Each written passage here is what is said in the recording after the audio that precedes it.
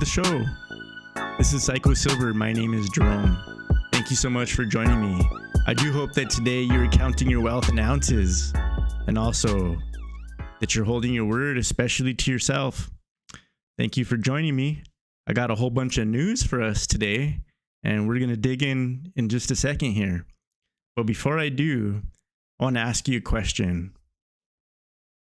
Do you believe that we are at the moment of the fourth turning? It's a loaded question. Do you believe we are on the precipice of the Great Awakening? That's a very loaded question. Do you believe that we are about to have a great reset? or, okay, let's say all that's too intense for you. Do you believe that we're at the end of a long-term credit cycle, like one of the 80 or 100-year credit cycles that you can find all throughout history? Do you believe that's what's happening? I do. I kind of believe all of the above, to be honest.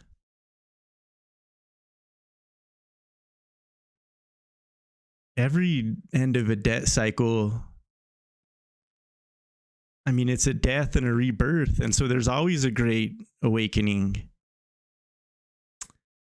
That's what hardship forces people to do, is they have an awakening and they have a reset. But who gets to reset? And who is awakened from what? To what extent? I know we're going to win with silver. We're going to win so big with silver. It's for sure. I don't know exactly how big. It'll be big, but how big? I think it could be really, really big. Super big. Big enough to change your life and the next person in your lineage, change their life too. I believe it can be that big. And it's easy. The reasons are easy. Silver's money, and it still is. And don't let anyone tell you anything differently. It's money all over the world. Even recently, I'll pull up the chart again. It's recognized all over the world as money. It's money, okay? And when the fake money begins to die, and it will, people are going to go back to the real money. And I have a thesis. And I do like Bitcoin. I got my sound money education because of Bitcoin and a hacker group named Anonymous on YouTube. When the algorithms on YouTube worked really well, and if they saw you were searching for sound money, they'd give you more sound money and money stuff. And so I found out about Bitcoin first, and I did okay with it, but I didn't make a freaking killing like some people did. Do I feel like I missed out? A little bit, but I believe I'm in the right place at the right time right now.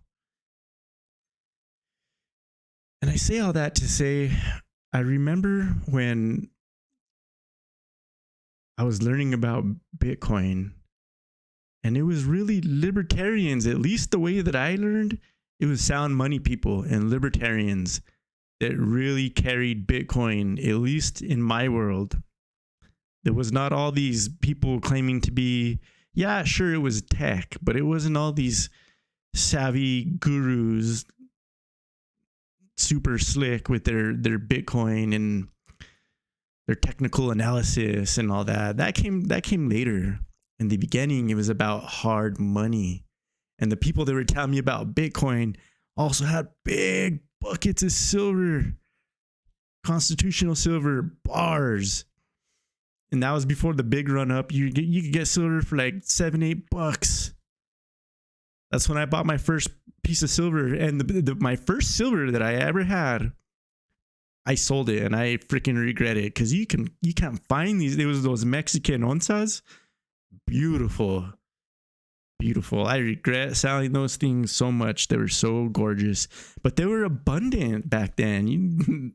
You go into a coin shop and forget paying a premium for the Mexican onzas.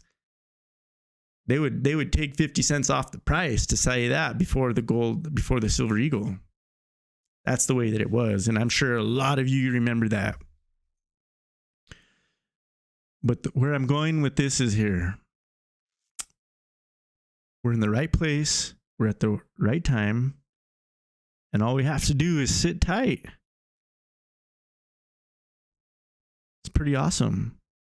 And I did want to start YouTube channels about other things, but I said, hey, I love silver. I already spend so much time online reading about geopolitics and global finance and macroeconomics and silver.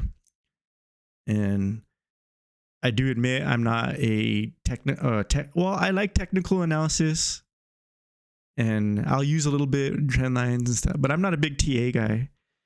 And I'm also not someone that's reading profit and loss and balance sheet. And I really respect people that can dig into the financials of a business. I can do that a little bit, but that's not me. I'm following the story. And I don't mind waiting because I'm more interested in playing the long game. Because that's what's for me. But what I'm more interested in is helping other people find their way in this space while there's still time. Because I want to see other people win too. I'm all in on silver. I'm all in. More ways than one. Savings and investment, my time, my beliefs.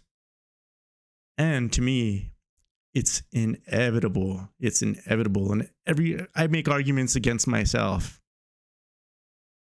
And I just try and find holes in my argument. And the only hole that I ever find in the argument for silver is it might just take longer than you think. It might take possibly a lot longer than you think. But I don't think that's not even a very strong argument either, in my opinion. So I wanted to put that out there. I hope that was valuable to somebody, anybody. I appreciate you. Let's jump into the news. There's a lot of it today.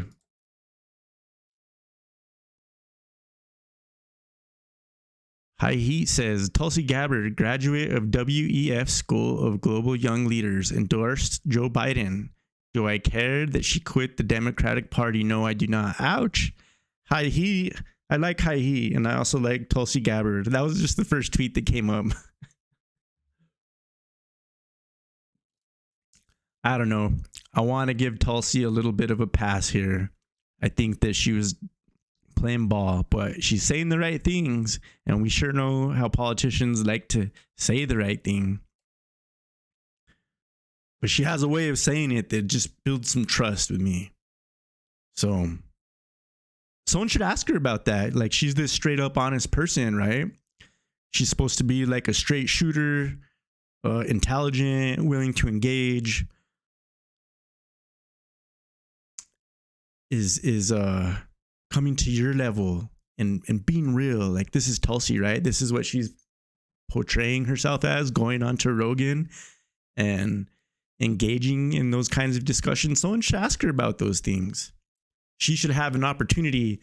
And that's some shit that these other politicians would never fucking answer. Questions like that.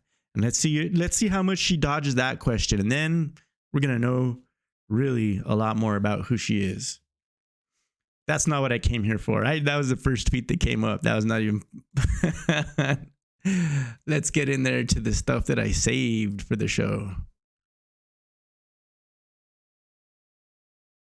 Let's go, Twitter. Don't you disappoint me here, Twitter. Too slow.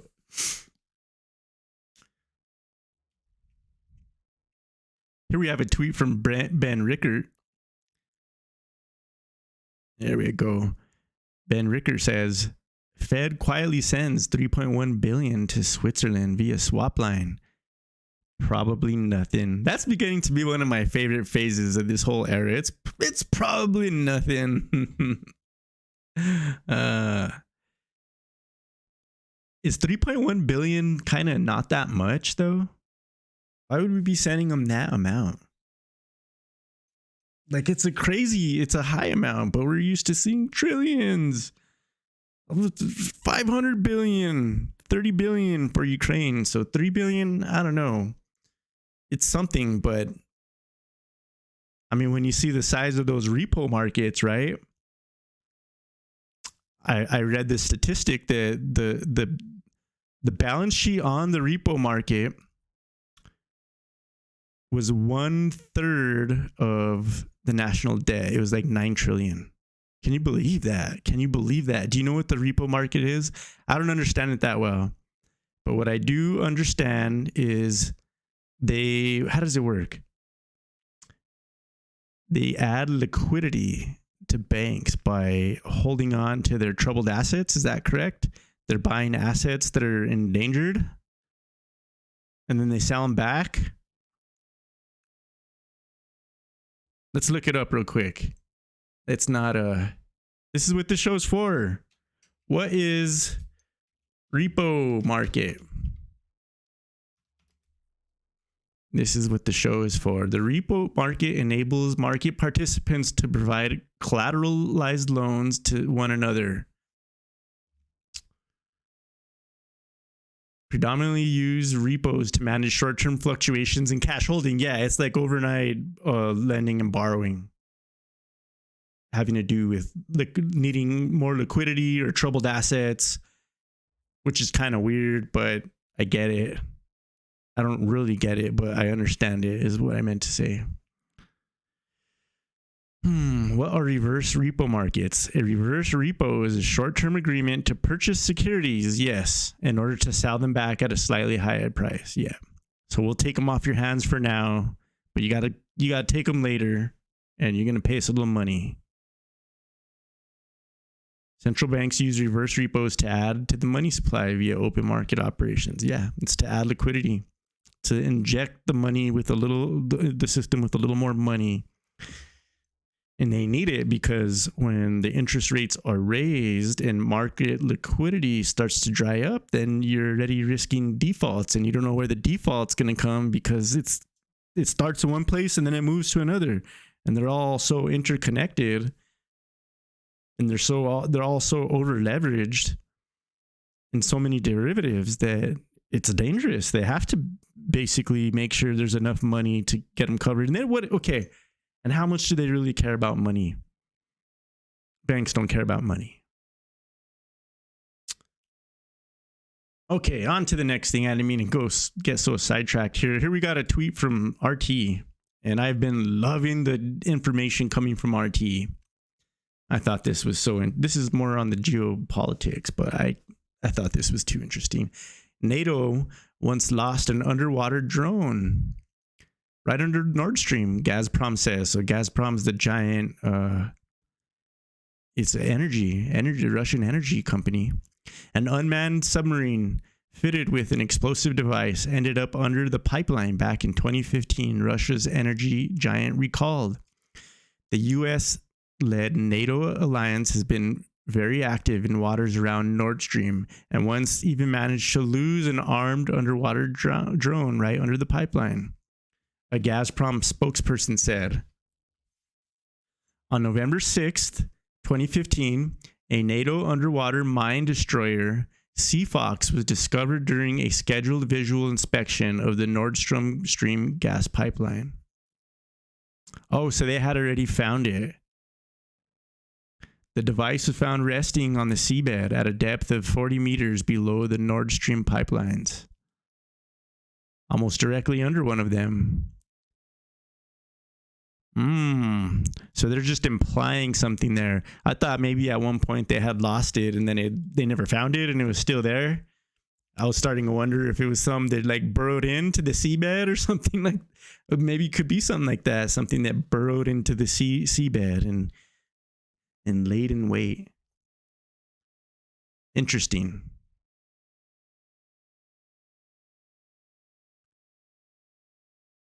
Here's a tweet from Pelham. Pelham writes, Paris, France. This is what the MSM doesn't want you to see. Massive protests against NATO and EU.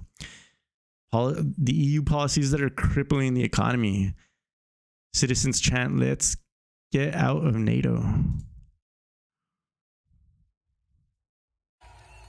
Sortons vite de l'OTAN! Sortons vite de l'OTAN! Sortons vite de l'OTAN! Sortons vite de l'OTAN!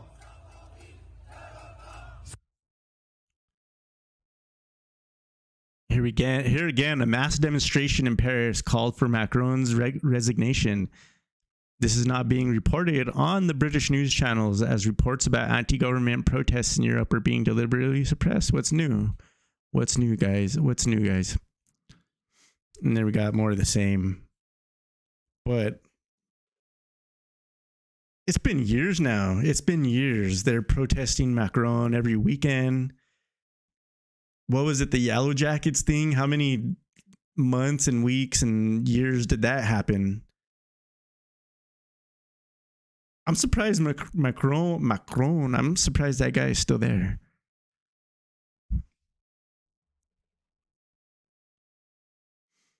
Here we have a tweet from Wall Street Silver. All right, guys. And I did see this was retweeted by Edward Snowden. So congratulations. That's a great retweet.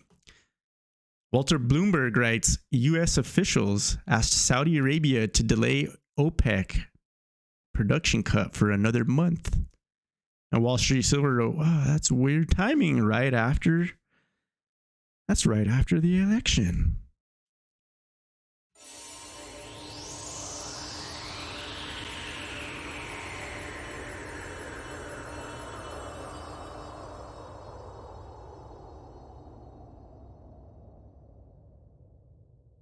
I didn't fully understand this, but it seemed important.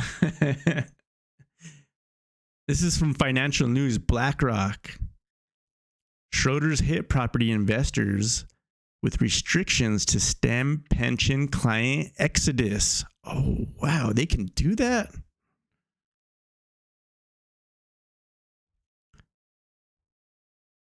BlackRock, Columbia Threadneedle, and Schroders have put limits on the amount large investors can withdraw from their UK property funds as pension clients look to cash in their holdings in less liquid assets. The move means pension funds, many of them having requested to pull their money from these property funds months ago in the wake of volatile markets and rising interest rates, will have to wait longer. Oh man, this is getting real.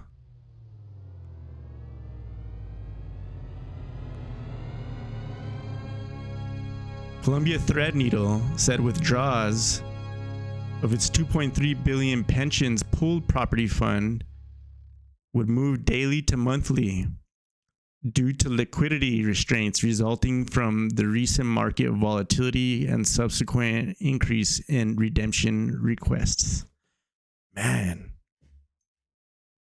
So isn't this already like a bank run? It's kind of, what is that called? It's called the liquidity crisis. It's the UK, it's a run on assets. Maybe you want to read a little bit more of this. We believe introducing this procedure is in the best interests of investors in the fund, allowing for an orderly sale of assets to meet redemption requests, a spokesperson for Columbia Threadneedle said. The firm aims to bring daily dealing back as soon as possible.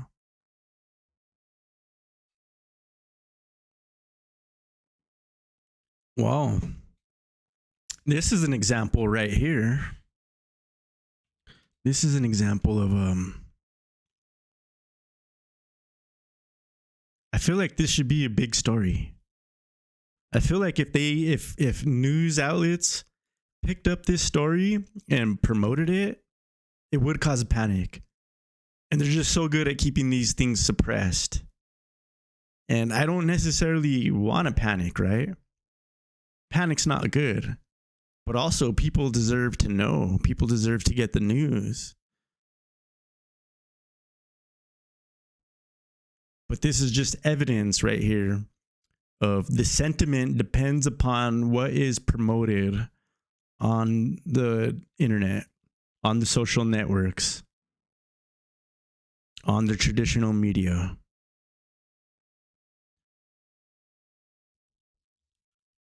Next up. That's very interesting. I'm going to look up more in that. It's probably nothing. Here we go. Walker America writes, bro, you sound like a conspiracy theorist. BlackRock doesn't control the government, bro. They just manage assets, bro. And here we have two screenshots of a gentleman named Brian Deese. And first, he's the global head of sustainable investing at BlackRock, Washington, D.C., Baltimore area. Oh, he's a graduate of Yale. Very surprising, very surprising. And later, he becomes the White House director of the National Economic Council. Sounds about right, don't it? This is from Market Watch.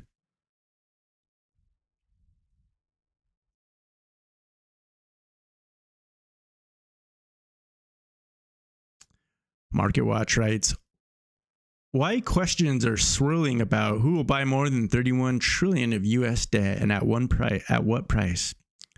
And so what they mean here by what they mean by buying US debt is they mean who's going to buy the treasuries. And I don't get to open this whole article from Market Watch. Thanks, guys.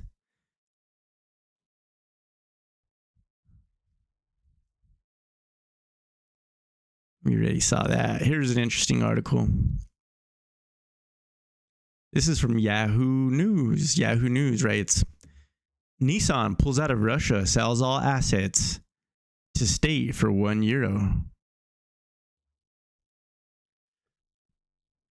The Nissan car manufacturer sold all its assets in Russia to the Russian government for €1 on Tuesday. Nissan is the latest major company to flee Russia following Russian President Vladimir Putin's invasion of Ukraine in February.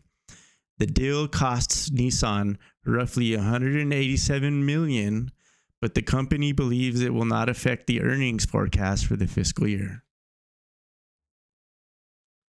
That sounds like war. That is some legitimate beef to not even.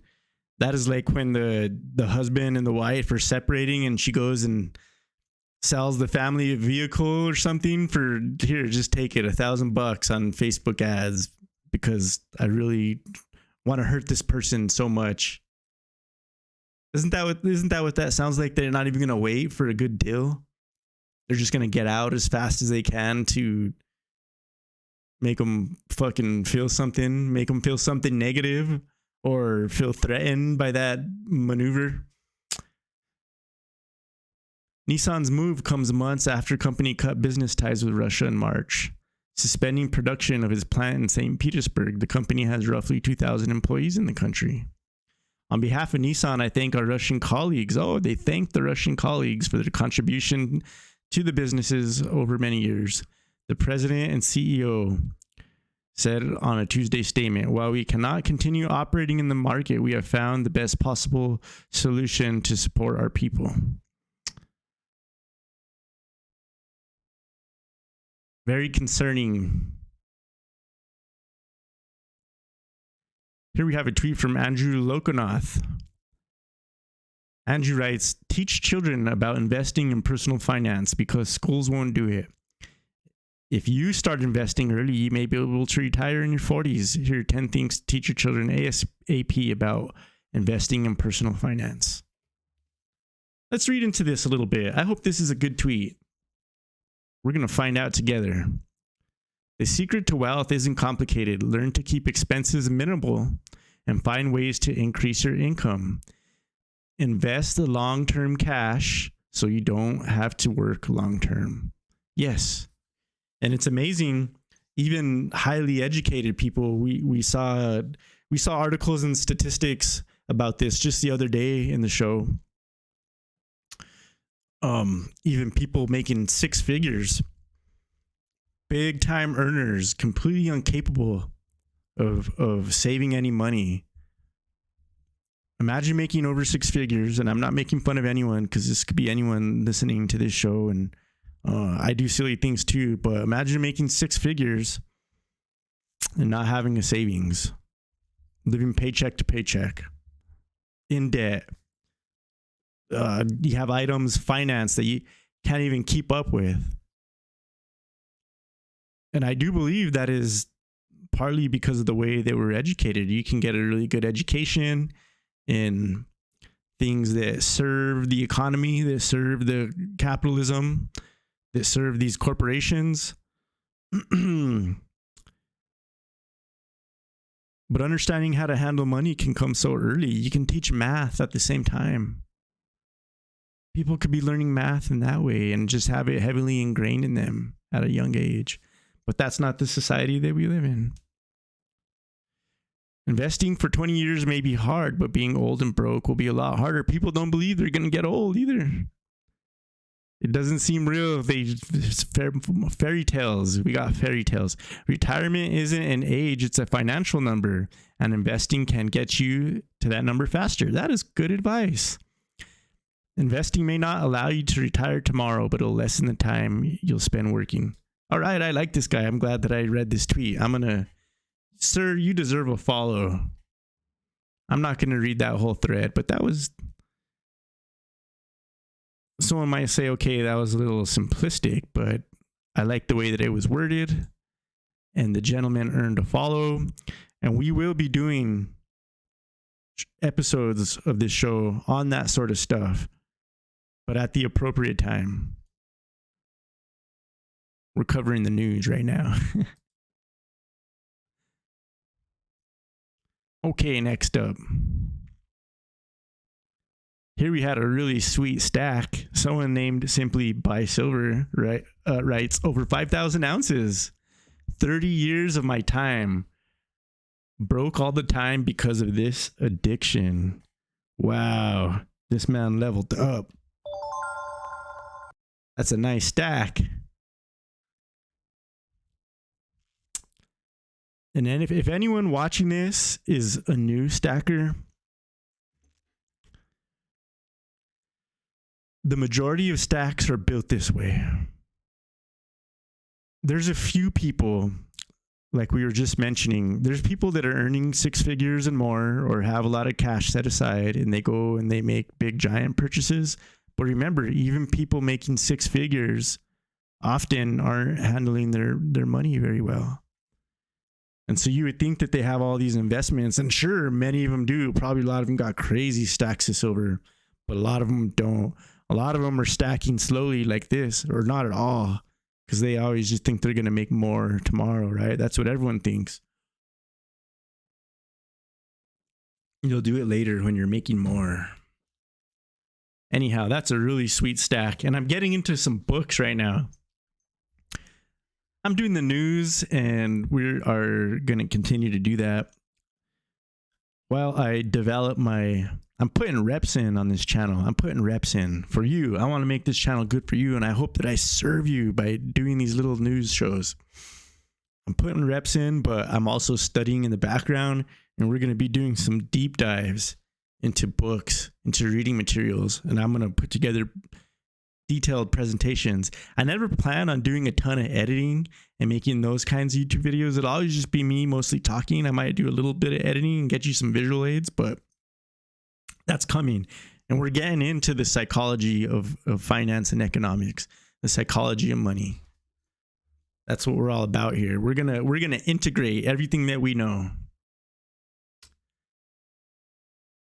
Psycho Silver writes, when people tell me that metals are outdated technology, please direct me to central banks' crypto reserves.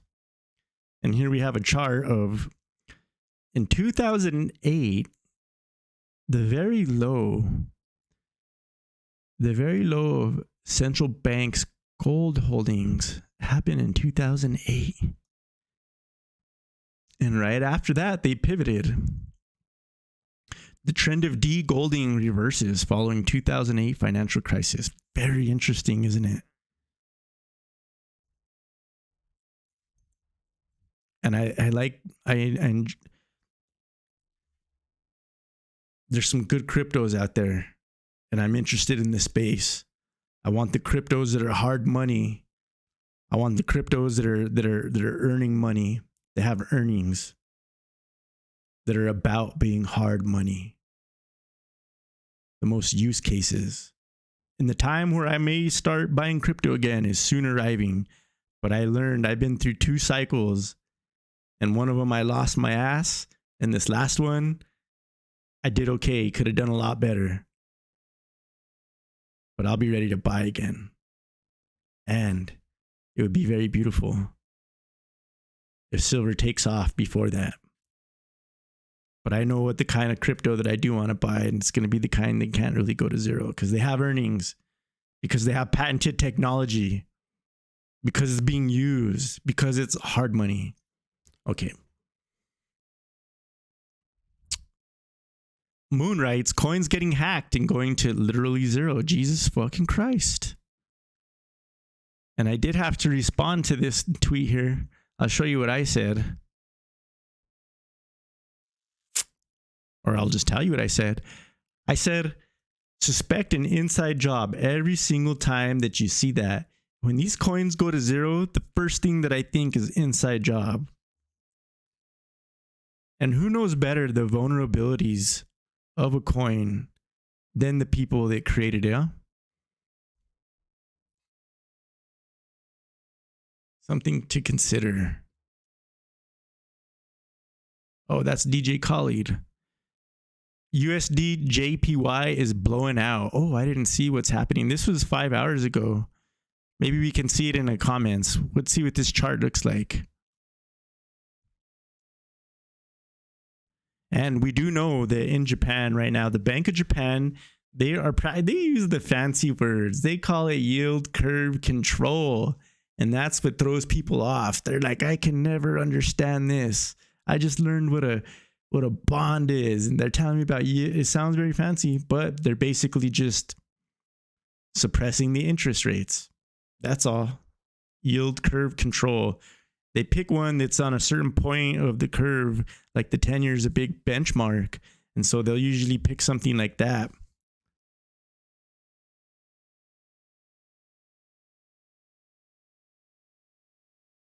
JPY USD. Let's see. Let's see how fast my internet. Oh, that is pretty ugly. That's 1 month. Let's look at 5 days. Let's see if it's really blowing out or if Zero Hedge is just talking shit. Oh, that's pretty blowy, to be honest. Y'all seen that? Can I zoom? There you go.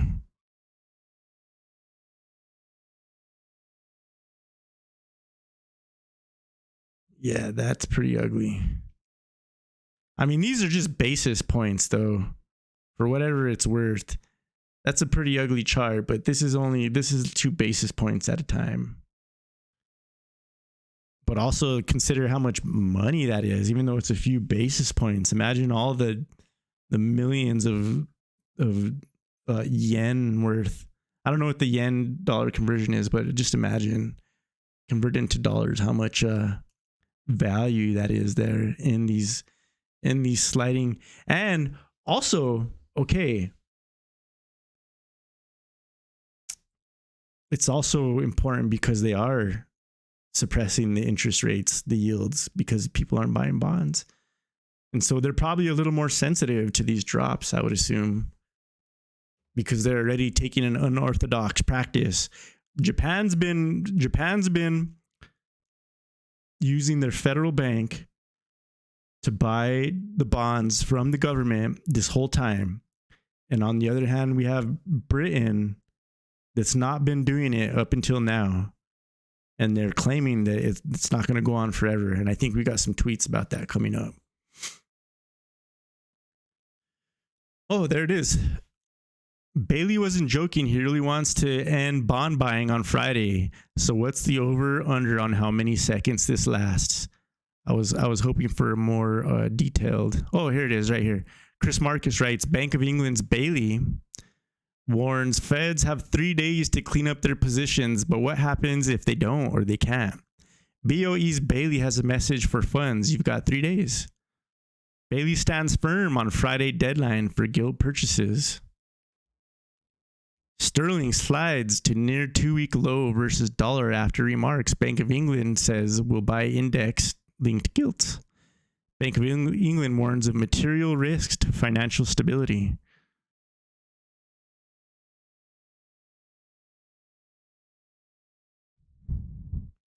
Oh, that about covers it. Another one behind a paywall.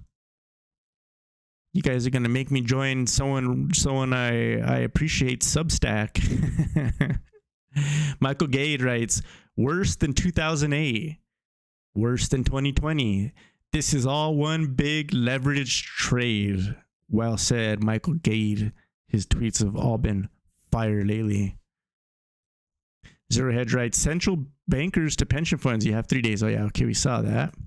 Alex Mooney writes, I'm proud to introduce HR 9157, the Gold Standard Restoration Act. The gold standard would protect Washington's irresponsible spending habits and the creation of money out of thin air. Protect against. The gold standard would protect against Washington's irresponsible spending habits and the creation of money out of thin air. Prices would be shaped by economics rather than the instincts of bureaucrats. The problem with this is we've already traveled the path too far. I mean, this is good because I guess a few people right now, there's someone out there that is finding out about money and finance. Maybe some young man or young woman somewhere is learning about this stuff for the first time, and maybe they're writing a research paper for a class project, and they're seeing this representative Alex Mooney, and by him proposing this legislation, he's planting a seed. But we don't take this seriously, do we? We know that there'll be no meaningful reform until there's such significant pain that there'll be no other choice. And I wouldn't be surprised if we have to revert to gold standard for some time, because it works. Because it works. And allegedly, and I know people would debate me on this, but allegedly we do have the gold. Allegedly. So why not? If we're sitting so good with the gold, then why not use it? It's a much more advantageous position to be in the position that we are in than using gold, though. And by advantageous, we're all benefiting from it. Even you and me. But it's unethical and it's unsustainable.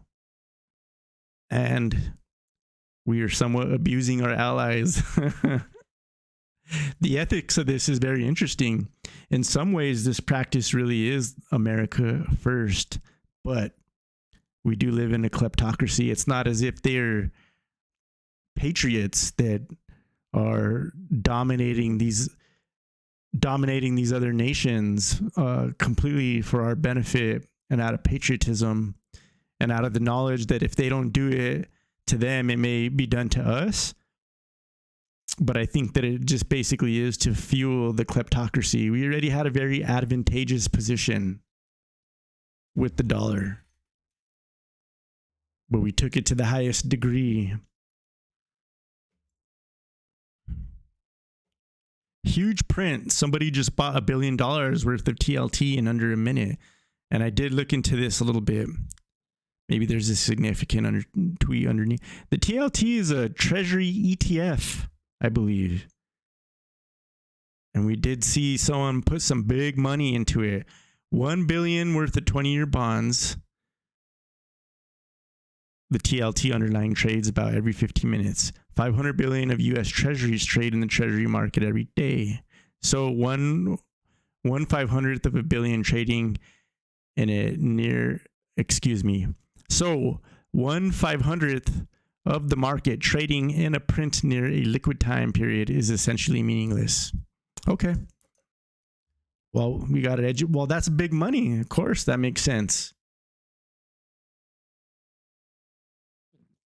Thank you for educating us here.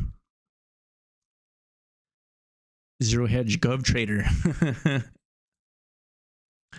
Learned something there. And this is why we have to be suspicious of all these. It sounded interesting, but now I know better. Okay, and next up, we have the Great Marti again. This has got to be my favorite account on Twitter. He writes, the whole financial system has frozen. The Fed will need to bail out the globe. It has begun quietly. And this is in reference to the mysterious 3.1 billion the Fed sent over to Switzerland. Here we have a quote. This is Rick Rule Rhetoric. This is a pretty cool Twitter account. It's not Rick Rule, but it often takes his quotables from interviews, and it's all from interviews. I was going to say in other places, but it's not. It's just he has so many interviews. It takes quotables from his interviews and puts them into tweets and then tweets them out all day. And it's a really neat account. When the world comes to the realization that we have underinvested in basic commodities for 30 years, investors will be treated very well. Well, that is very much what I believe. That is my whole thesis. This is where we must go. And this is why I know the sick gains are in crypto, and I want some of those sweet, sweet gains. But I know the safe play is in silver. But it's not just because it's safe. It's because of the incredible upside. And also the insurance. If things really go to fucking shit, to have silver is going to be better than probably almost anything else, to be honest. Save for food and water, right?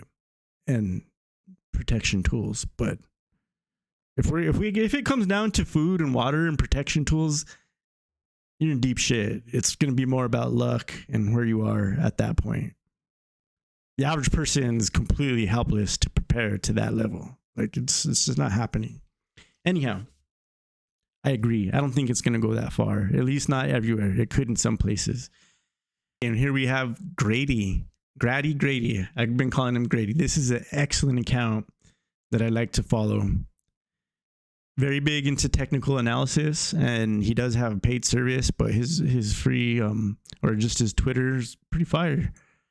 He writes, the very big picture charts I post show the enormous opportunity for the rest of this glorious commodities bull market. My price targets for the bull are still the same as when I called the start of the bull. Gold to 10,000, silver to 370, oil to 250 to 300 in today's currency value. Believe it. You can believe it. And none of that seems too high to me. Might be a little on the low side, if anything, to be honest, in my opinion. Here we have Michael, our very trustworthy and excellent Twitter poster of all things Comex. Do follow Michael. This is a great account, and he's so consistent with bringing you this information. Michael writes, Comex silver vaults dropped to 310 million ounces, lowest level since May 28th, 2020. Registered silver drops 23K ounces, still the lowest since October 23rd. So registered barely went down again. We were seeing huge chunks just falling off the registered every day, day after day. And lately, something has changed because these withdrawals out of the registers have really slowed down to, I wouldn't say nothing, because 23,000 ounces is a buttload of silver. I wouldn't say nothing, but it's definitely not been the 800,000, 1.1 million. On an off day, it was only 300,000 today. Definitely slowed down. Something's changed there. Open interest is now equal to 202% of all vaulted silver and 1,568% of registered silver. And that is once again, this is one of the numbers that I am keeping my eye on more than anything else. That open interest versus the registered. That's as high as I've seen it, and I think that's the most significant number that we're looking at, next to the total amount in registered.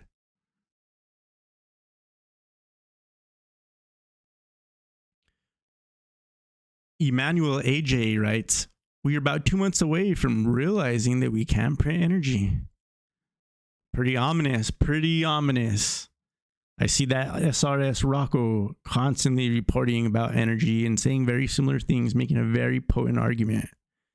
And if energy is already kind of getting out of control in Europe, right? But that's a big awakening. That's a big one that people are, when they see the energy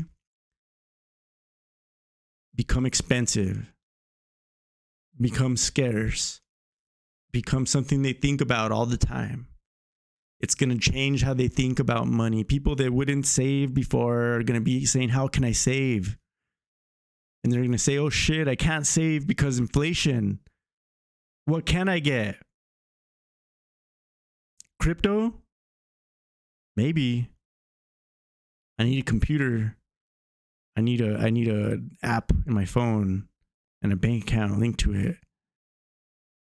And I don't really understand it that much. It seems kind of like people really smart dealing crypto. I don't know. Maybe I can get some Bitcoin. What are the fees on that? Oh, you're saying I can't really buy anything with Bitcoin? Because I guess if I have $10,000, but I don't know. Or you want to pick up some rolls of silver. Put it in your dresser drawer. Couple gold coins. I don't know. Once again, I really like Bitcoin, but some of this is very concerning to me. Very concerning. The Happy Hawaiian writes, the comments about Bank of England are making me think that central bankers are actually unaware of the fact that they'll be forced into yield curve control this decade. I think they actually believe that they can tighten until inflation hits 2% and not cause a Great Depression 2.0. I love the Happy Hawaiian. His analysis is out of this world. This is one smart person. But I consistently see tweets from the Happy Hawaiian that are, in my opinion, they're overly optimistic. And I don't think there's anything. Optimism is a good thing, but he gives them too much credit. And right here, he's not giving them credit. He's taking credit away, but he's not going as far as he needs to. He thinks that they're actually naive. These people are not naive.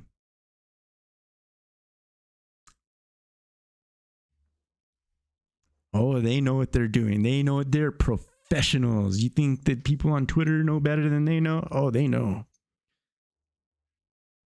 They know exactly what they're doing. iBank coin, a reliable source. Oh, sounds really reliable because it has reliable source written in the name. That must mean that it's super reliable, guys. A total collapse of the Western finance is underway. Could be.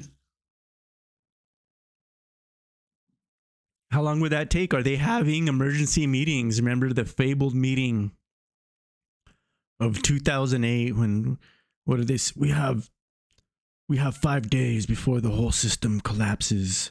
And who is that guy? Hank Paulson? Congress, you need to let your guard down and chill out with all these rules and let us save the world, okay? I know there's regulation and rules, but if you don't do this, it's over. And they didn't see it coming, right? They had no idea. Next up, we got Michael again. This time he's telling us about gold. Registered gold drops by massive 477K ounces, the largest transfer out since March 2021. Registered now at the lowest level since June 15, 2020. Open interest is now equal to 165% of all vaulted silver and 353% of registered gold. So it was kind of a less interesting day in silver, but here with the gold, it's popping. Big things. That's a huge number for gold. We're seeing a silver amount dropping, except it's in gold. 477,000 ounces. That's a lot. Rafi Faber writes, statement from the Bank of England. The size of the auctions will remain under review, the bank said, and all purchases will be unwound in a smooth and orderly fashion. once risks to the market fluctuating are judged to have subsided. Where have we heard that one before? Yeah, they're never gonna. It's just a question of how big does it get eventually before there's some sort of capitulation, some sort of blowout.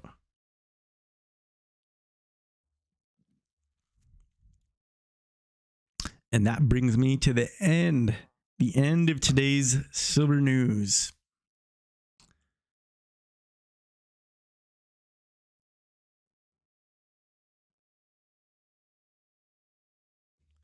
All right. I do appreciate you coming along with me on this journey of today's silver news. Thank you so much for watching my show, and I hope you enjoyed it.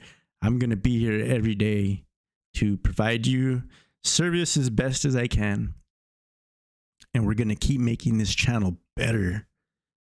Please subscribe and like if you're interested, and I'm going to make this as best as I can. I don't want to let you down, okay? And with that, I do hope that you are in good health. And if you're not in good health, I really do. I hope that you feel better soon. Get well. Eat whole foods is what I say. Stay away from, if you're not in good health, stay away from the processed foods. Get greens and meat. You need some red meat and greens. You'll be feeling better. Lots of water. I appreciate you. Have a good night. Goodbye.